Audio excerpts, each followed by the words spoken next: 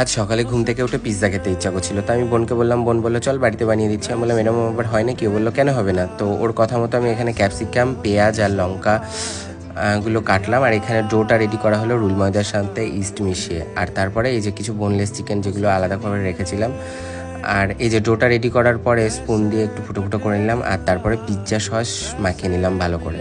এর উপরে আমি টপিংসগুলো সব সাজাবো। তো মাঝে মাঝে আমি ভিডিও পোস্ট করতে করতে ভিডিও পোস্ট করা বন্ধ করে দিই, কারণ আমি নিজেই ডিমোটিভেট হয়ে যাই। তো এরপরে এই যে পেঁয়াজ দিলাম, ক্যাপসিকাম দিলাম, চিকেন দিলাম, আর উপর দিয়ে ছড়িয়ে দিলাম একটু চিজ, অনেক করে চিজ, যাতে দেখতে সুন্দর লাগে আর গ্রেভি গ্রেভি একটা ব্যাপার হয়। তো তারপরে একটা স্ট্যান্ড নিয়ে থালাটাকে বসিয়ে দিলাম। 15 মিনিট ঢাকা দেওয়ার পরে, মানে মিডিয়াম ফ্লেমে দেওয়ার পরে পিৎজাটা আমার রেডি হয়ে গেল। দেখো কত সুন্দর পিৎজা হয়েছে। আর কে কোথা থেকে আমার ভিডিও দেখছো অবশ্যই কমেন্ট করে জানিও। চলো এবার কিছু ভালোবাসার মানুষের কমেন্ট পড়ে নেওয়া যাক। আচ্ছা, জলঙ্গি থেকে মুসা বলেছে সেই স্বাদ।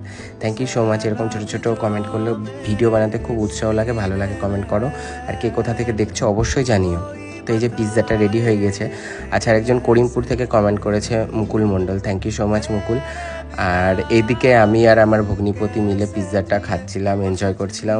দারুণ ছিল, ওয়াও ছিল। তো তোমরাও খাও আর কমেন্ট করো কেমন হয়েছে পিৎজাটা খেয়ে। টাটা, আবার নেক্সট ভিডিওতে দেখা হবে।